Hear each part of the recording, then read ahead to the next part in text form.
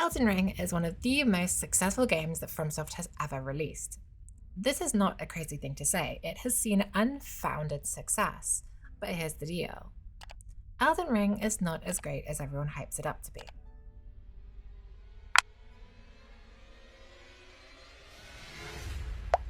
Hello everybody, future Elden Lord here, and let me explain my prior statement.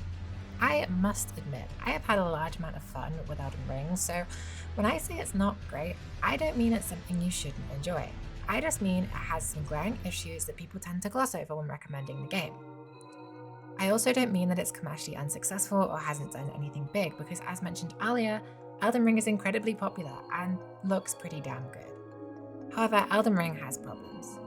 Now, this is coming from someone whose favourite FromSoft title is Sekiro, so take this as you will, but my problems with Elden Ring don't come from the fact that it's not a tight experience. Because whilst it certainly has more content than Sekiro and more options for building your character, that doesn't mean it's not tight. Because it is, but not for every build. And it is, but not for every route. Elden Ring's main issue, in my opinion, is that it's just Dark Souls again, but with extra fluff. It didn't need to be open world, and didn't really add a huge amount by being open world. Sure, it lets you head to certain areas earlier than you would be able to if it was Dark Souls 4, but that doesn't mean you want or need to go to these areas, and can lead to you missing content that you are then way over leveled for when you come back, making the game's difficulty feel like a bit of a joke. That said, on a first playthrough, the open world nature and wow factor the game has is incredible, but this is coming from someone who has done at least 3 or 4 playthroughs at this point, and after the first, it being open world feels more like a chore than anything else. The game also has a lot of content, as I said earlier, but this is mainly bloat. This doesn't mean it shouldn't be open world or have this extra stuff, but I don't think it should be as widely praised for it. It has a crafting system that is honestly pretty useless for most players, and it has the best for those who use certain builds that need to interact with it. It has loads of dungeons and caves, etc, but all of these just have the same 5 bosses at the end of them, and the same basic layout or puzzle. The game has a whole bunch of weapons, but most of them just do the same thing but with different stat requirements. Elden Ring is not a versatile game.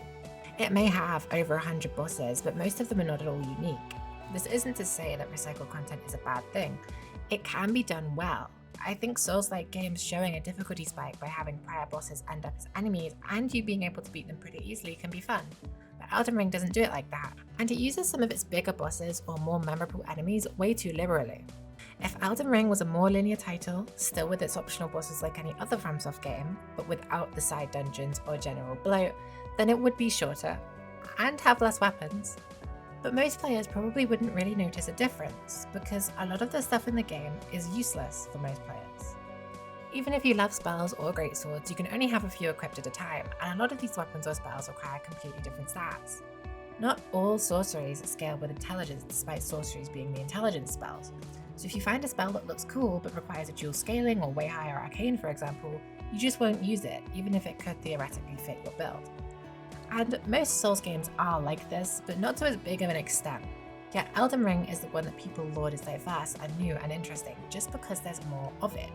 But it's just Dark Souls again, but bigger and arguably less replayable. And don't even get me started on the atrocious design that is the bows and crossbows of Elden Ring. And maybe this game just isn't made for me, but that's the issue. Elden Ring pretends to be a game that is made for everyone, and the community acts like it's a game that is made for almost anyone who enjoys Souls-like experiences because of its so-called variety. But an increase in weapons does not equal more variety or more build options than any other Souls games. And even though Elden Ring does have a greater variety of build options compared to other Souls games, just because of the insane scope of it all, that doesn't stop 90% of the game's weapons and spells feeling useless in any given playthrough, and a good 40% just being straight up useless almost all of the time. Now allow me to introduce you to the biggest disappointment I have ever had playing a Souls-like ever. And if you saw the chapter of this title, you know that that is sleep. Sleep sounds really cool. It is my favourite status in the game, even though it doesn't do anything to 99% of enemies. Sleep as a status effect and the idea of dreams, and just Saint Trina as a character, is amazing. But when you play the game, there are a grand total of about 4 sleep weapons, with 2 being added in the DLC, one of which is just a better version of one of the base game sleep weapons without any added moves or anything, just a more powerful form of sleep. There is also no whetstone blade for sleep, meaning you can't even take any old normal weapon and turn it into a sleep weapon, because you already know I'm not spending ages gathering materials to make sleep grease. And to top it all off, even if you do decide to make a build centered around one of these weapons, most enemies in the game, let alone bosses, won't even go to sleep, not even for a second.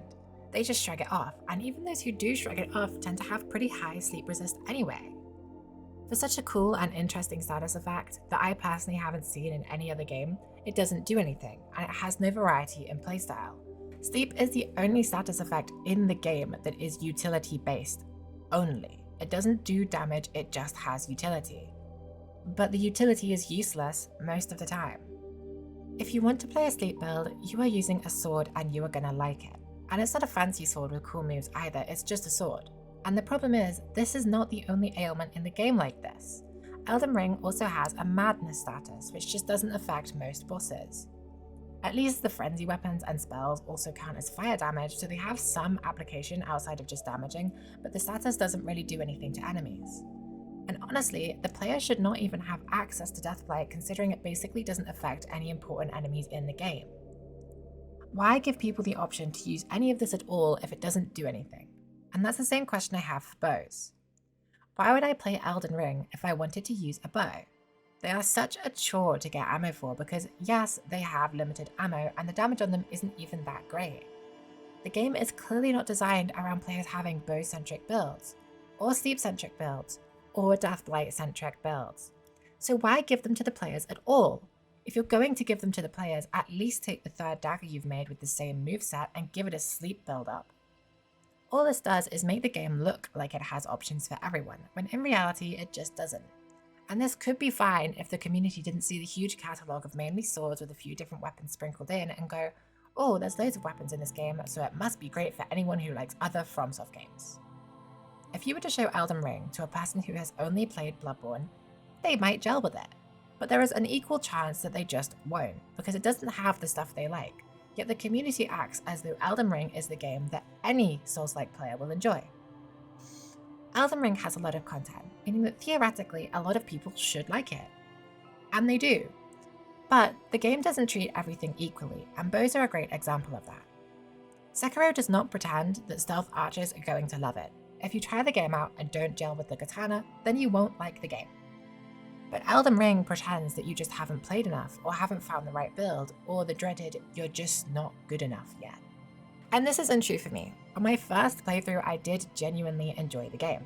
And I was playing within one of its classes that has good design and attention to detail, that being a melee bleed build. But I still felt the game was lacking something, and I'll get to what that is in a second.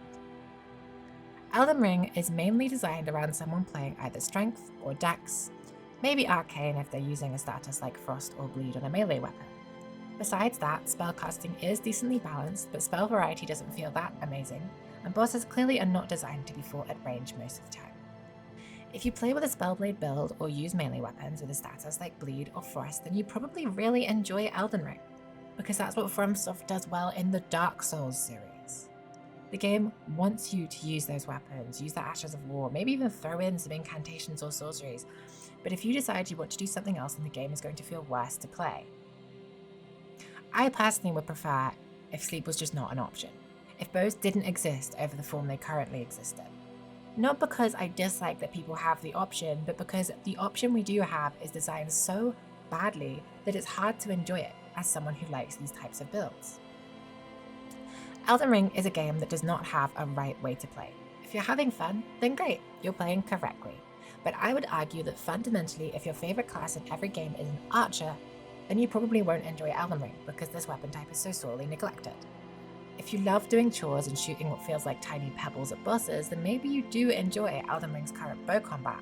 But there is a reason the community regards it as not worth trying, and why most players who play archers and everything else don't touch them in Elden Ring. It's because archery in Elden Ring is not enjoyable. However, on the topic of bows, if you do enjoy them, you might enjoy Nighreign. Because whilst a lot of these bosses still aren't designed around you having the range damage you do, bows are way better in Nighreign and feel nicer to use, which shows that they could have gotten it right and just did not at the time. In fact, the whole reason I'm making this video is because of Nighreign. Whilst they don't fix the status effects that don't do much, they do fix a lot of other issues that I have with Elden Ring. For example, I really like Duchess's dodge, and I don't really know why it's not available in base Elden Ring. It's the missing move I mentioned earlier that would have made the game way more fun for me personally. Whilst playing, I was looking at bosses like Melania with their fast attacks and long floaty dodges and wanting to play as them. Sure, I can use some form of quickstep, but that's not really the same as just having an acrobatic dodge. I should have the option to use a dodge like that if I have a low enough equip load and want to.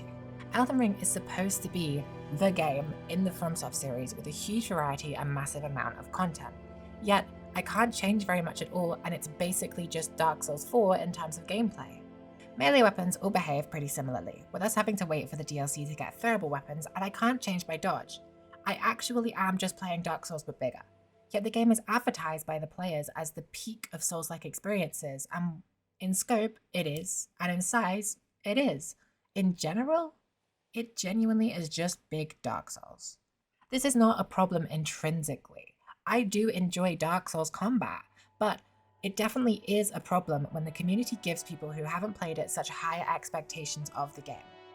Nighreign is proof that it doesn't ruin the game to allow players to have dodges with much bigger variety. I like Sekiro because it's built around my playstyle and it doesn't pretend to be made for people who love playing with huge greatswords and a big shield. It is unapologetically a dex-based game. And most people who enjoy Bloodborne also enjoy it because it fits into its niche perfectly.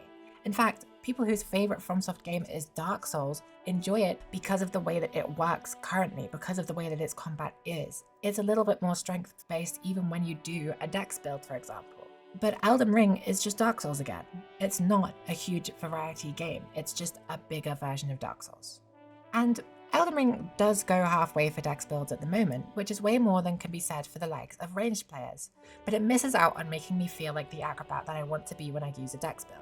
Dex and strength play the same way. Strength just has slightly slower attacks with bigger hits normally, and that's not even the guarantee. I do like Elden Ring's combat system, and don't hate the way Souls games handle the difference between your heavy weapon stat like strength and your fast weapon stat like dex, but I just wish people would tell it like it is and just call Elden Ring a larger scope of a Dark Souls game, and not a game that has a build for every Souls-like player, because Elden Ring definitely does not compete with Sekiro for me, and dex builds don't even really get close to the type of fast-paced combat you'd feel in Bloodborne, which I would expect from the Souls-like game for everyone. This does not mean I dislike Dark Souls. As I've said, I don't. But again, it's a problem with the reputation Elden Ring has, building it up to be this huge, expansive game that honestly is not as special as people make it sound. It's the same issue I have with games like Skyrim and Minecraft. Also, I should be able to use bows with infinite ammo and have innate status on said bows. That's kind of a no-brainer. Nighreign got that right. All of this said, I do acknowledge that Elden Ring is not made for me specifically, and it does still have some amazing moments. Some of you may think I should just shut up and move on, stick to the games that I do like, but seeing as Elden Ring is pretending to be for everyone who likes these types of games, I wanted to say something about it.